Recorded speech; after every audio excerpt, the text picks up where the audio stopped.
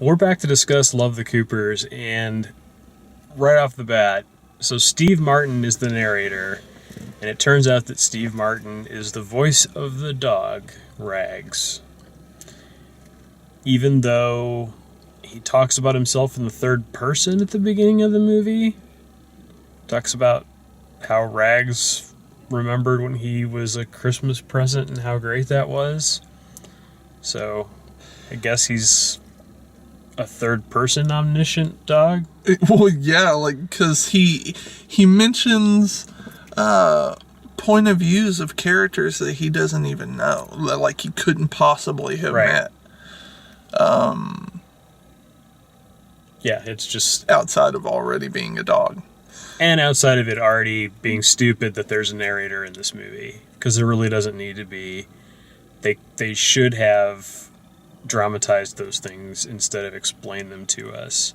I felt like a lot of things were spoon-fed through the narration instead of through the actual action of the movie. So we're told how to feel rather than shown how to feel. We're told what something means to someone else instead of them acting through what that is. And you've got a really capable group of actors, but I don't like any of them. I don't particularly care for Diane Keaton. John Goodman's slightly better, but only slightly. Wait, are you talking their characters? Their characters. Oh, okay. John Goodman's character I like slightly better, but only slightly. Really couldn't stand Olivia Wilde's character. She was really tough to take. Honestly, like, Alan Arkin and Amanda Seyfried's characters were the only ones that really seemed to work for me. Ed Helm could have been great, but he had the worst character tweak. Well, he had nothing. He had a tick. Yeah. Where he snorts every once in a while. And it was the most annoying thing in the world. What killed me is the two characters that were really interesting. Amanda Seyfried's character and Anthony Mackie's character. Mm-hmm. Are not in the Cooper clan. Right. So they're just kind of outside everything. And Anthony Mackie's character is...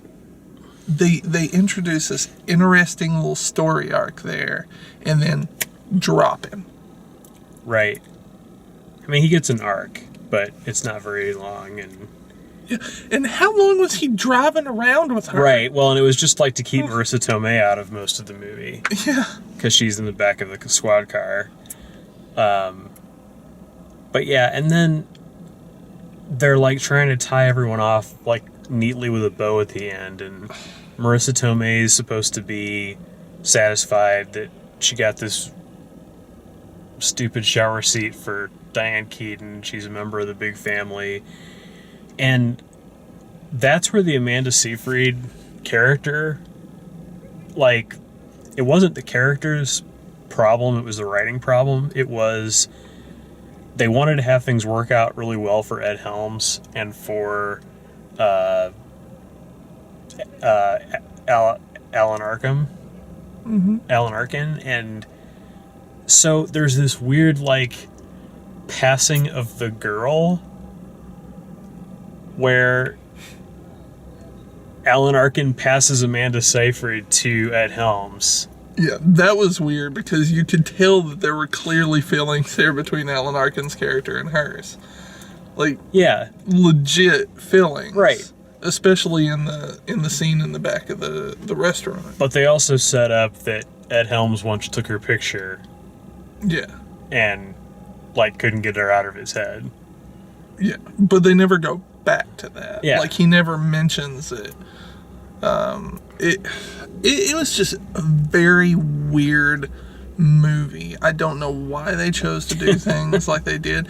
Like, at the very beginning of the movie, when they do that opening scene, even though the narrator talks about the dog in third person, that you find out that it's third person, the way he refers to the John Goodman's character and Diane Keaton's character, you can clearly see it from the dog's perspective. Right. Like the dog's looking at them as he talks about either one. Right. And so I knew from the beginning that the dog was the narrator, but then later through the movie, they introduce a security guard at the mall. All he does is walk into frame, see two kids making out, and then have a flashback that the dog somehow knows about of every kiss he's ever gotten, and then he's off camera again, and you never see him. It was weird. Okay, omniscient dog narrator, fine, whatever.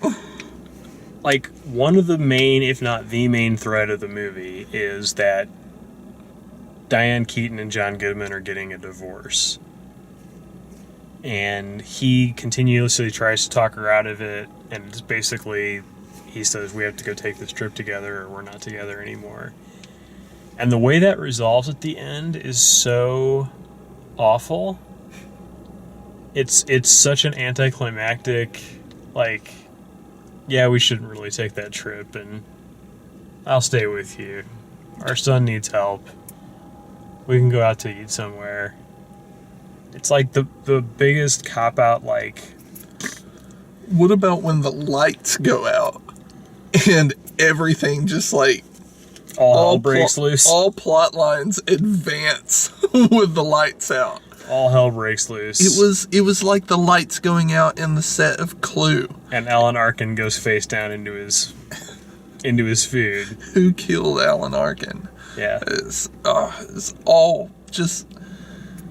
I'm not sure what this movie was trying to be uplifting or anything, but it was strange. It's not. Like, it's trying... I felt like it was trying to straddle the line between being a heartwarming, Christmassy movie and being, like, Christmas Vacation. Like, having that level of humor in it. But it never manages. It never manages either. It never manages either of those things. I think the funniest thing in the movie was Aunt Fishy, who's awesome. But the kid calling people a dick. That was probably the funniest thing in the movie.